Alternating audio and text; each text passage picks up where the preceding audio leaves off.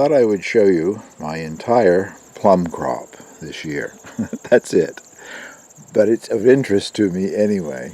I can back up a little bit here and show you where this is situated. At least I think I can.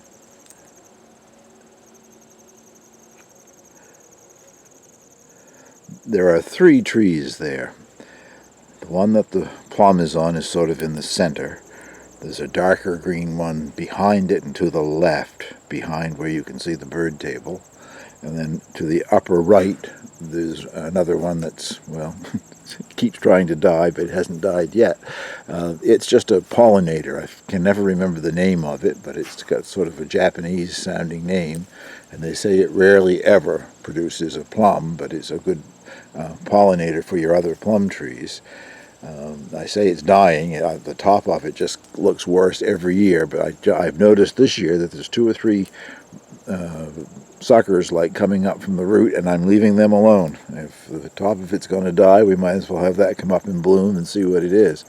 The one to the left and in behind is the one that I got all of my purple plums off of last year. It was an amazing amount.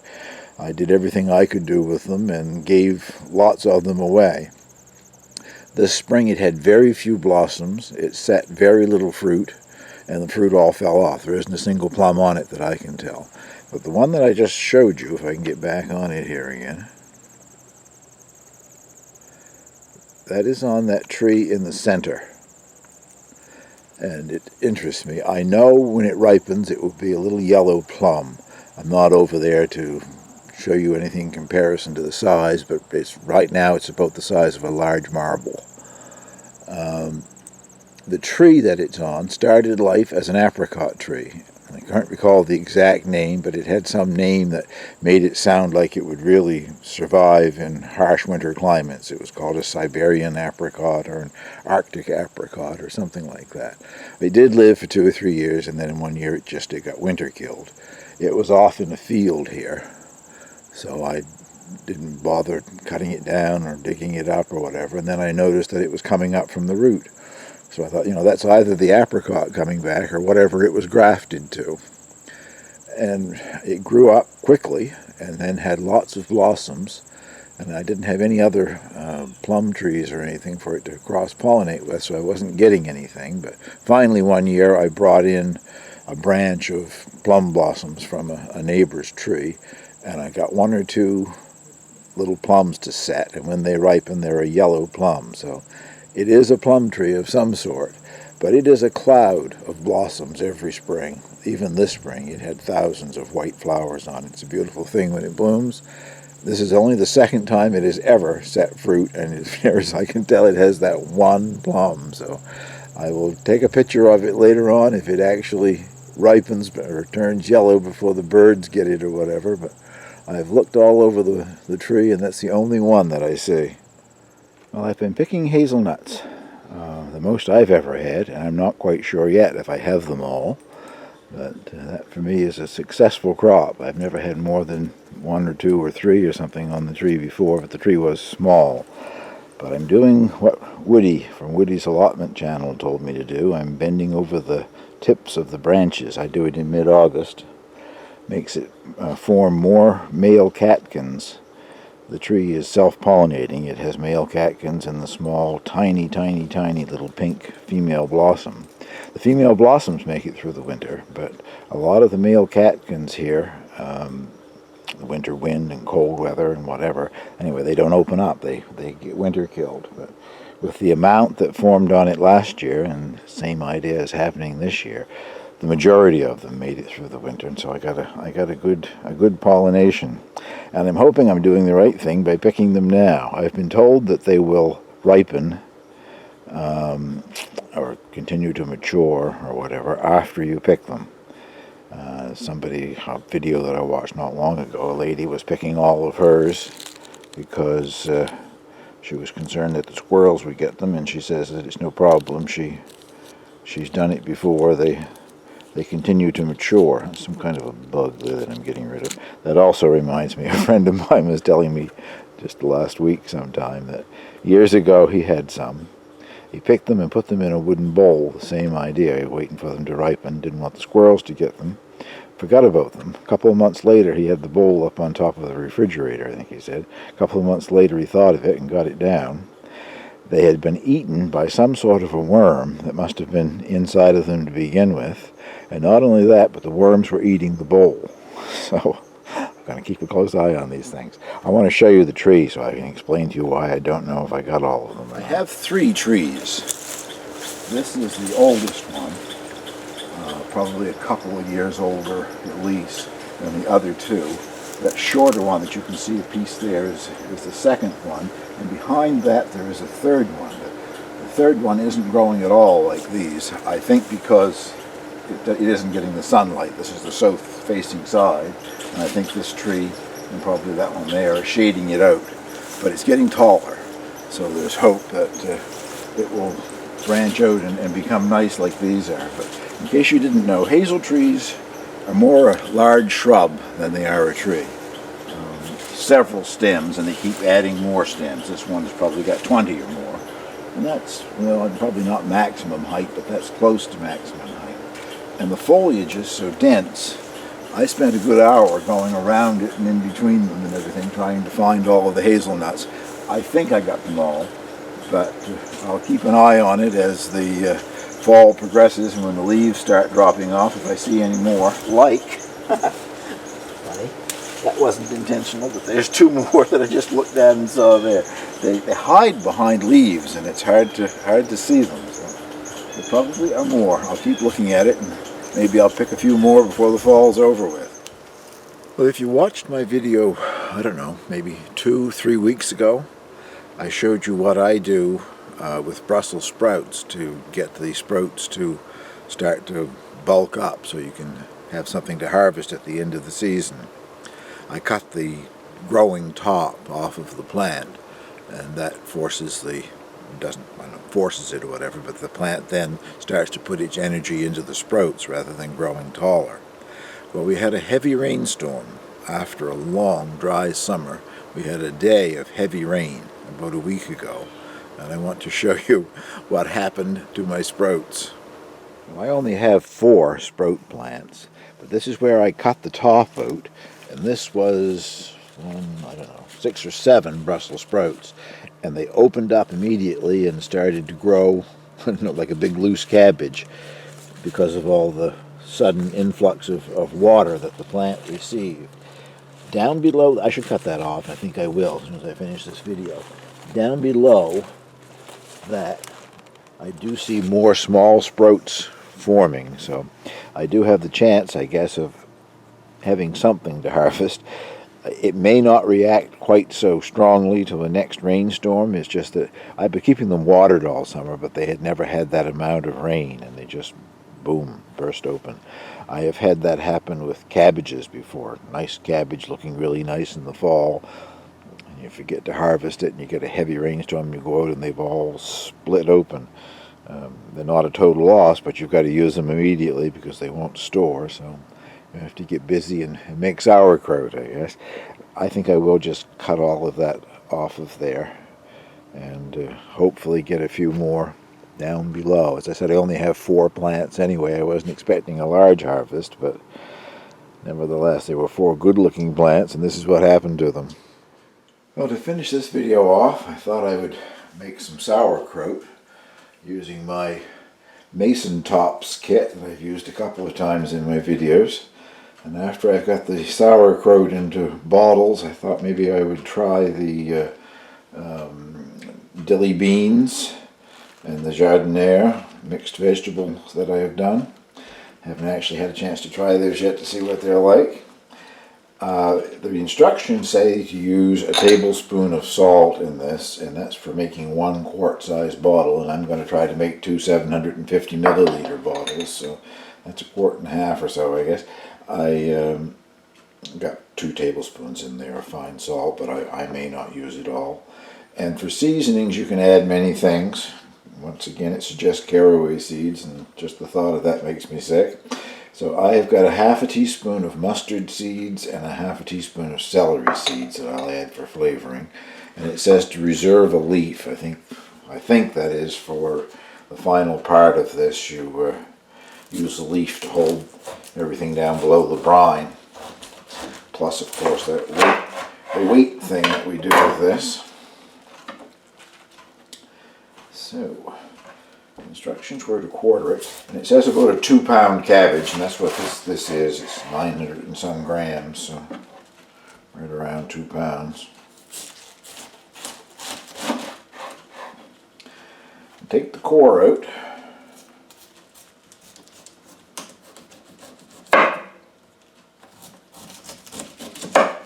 There.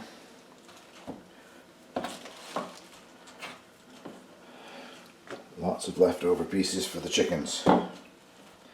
And now you cut it as finely as you can into a shred. Could do this in the food processor, I suppose, but I think it'll take that terribly long to slice it. Kind of long on the video though, if you're going to stand there and watch somebody do this. So I'll bring you back after I at least have this one section done. Well, that's a quarter of it sliced. Well, not terribly fine, but fine enough, I think. I've made sauerkraut before, I've just never made it with red cabbage, and I've never made it in this smaller batch. It says after you do each quarter to sprinkle on some salt.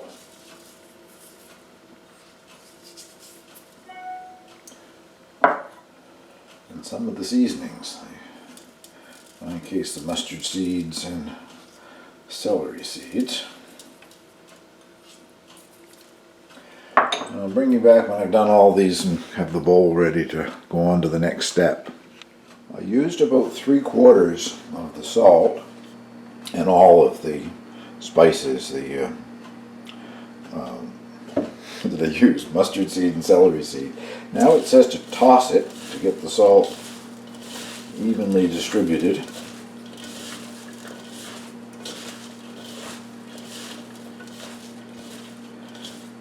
I feel it getting a little wetter already. Do some squeezing now, I guess, to get things started.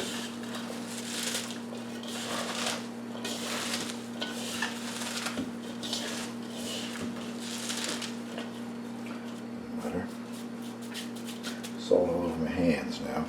And now the fun part. This thing, the pickle stamper or whatever that comes with this kit, you pound it flat.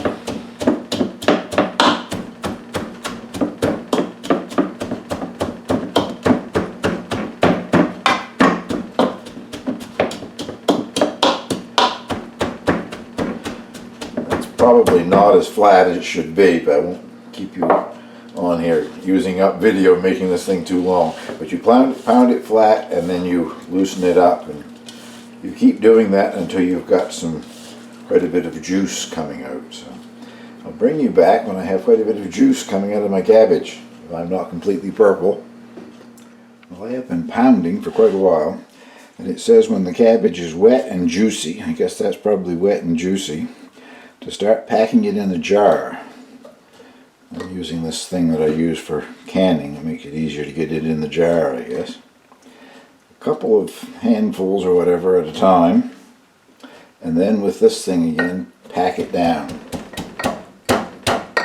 tightly in the jar. And keep going until the jar is full.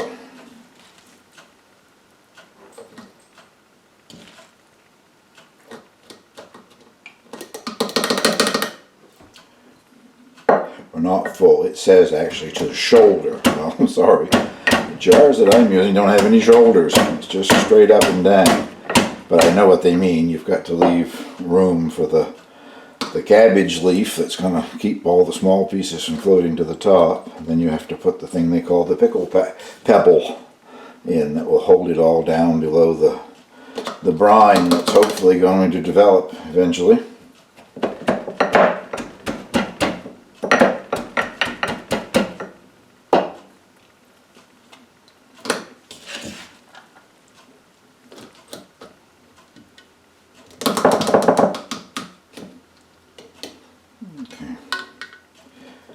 That's probably about it for this jar. Get the bowl out of the way so you can see what I've done here. It is quite wet in there, and if you press hard enough you can see where there's purple liquid. I don't understand why red cabbages are actually purple, but that's the way it's always been. You can see the actual liquid coming up, so that's good. And I may actually put a bit more in there now that I've done that.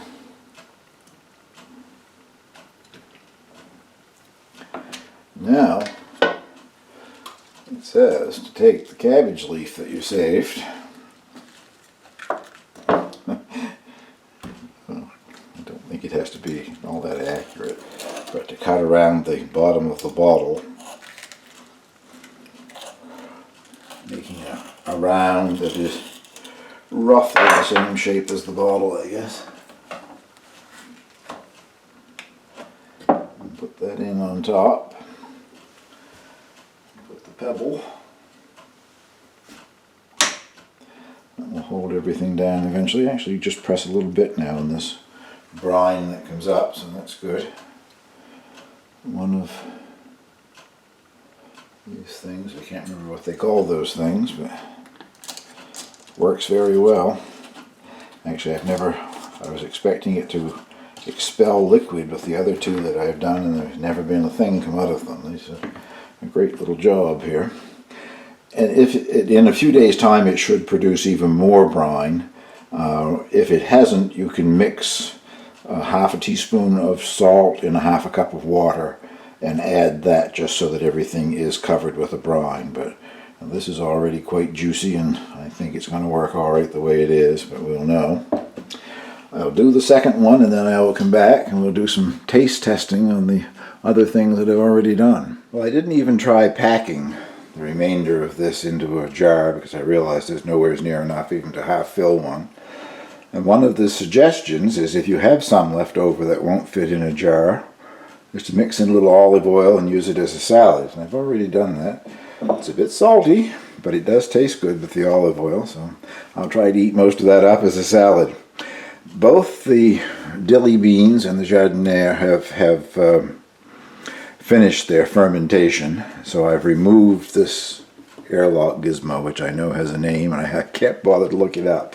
But I removed that, and you put the regular cap on, and that way you can just refrigerate it and use it over the next several weeks or whatever.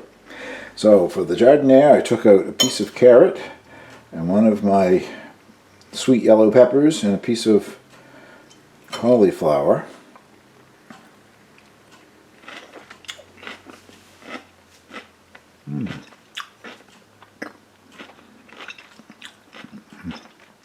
Still very crunchy, slightly sour. You can taste the garlic and the dill in the background. Very good. I'll eat this little carrot.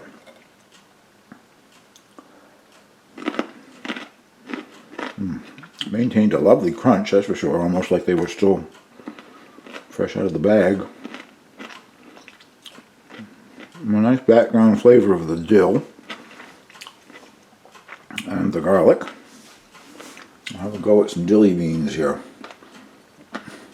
once I get my carrot chewed up and swallowed. Might have been a better idea to try these one at a time, huh? I can already tell they're still nice and crisp.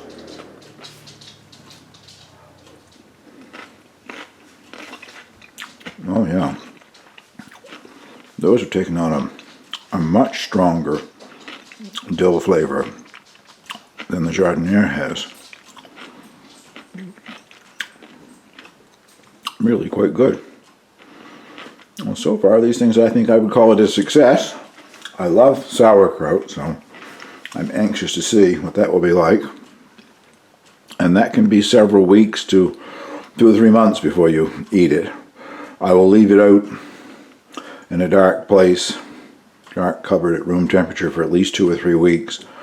But even after that I will probably refrigerate it for a few weeks so that it develops a good flavor. And I will obviously test that and taste it on one of my future videos. Well, this has probably gone on forever. But thank you very much for watching, and this is not a paid commercial. I've never been offered anything from any company that I just happen to use their product. But there's no endorsement here meant, but I'm finding these things quite easy to use, and I like the idea that it's in smaller batches. Before I was doing them in a gallon jug, and that's a lot of product to try to eat up before it eventually spoils, because nothing lasts forever. Well, thank you very much for watching.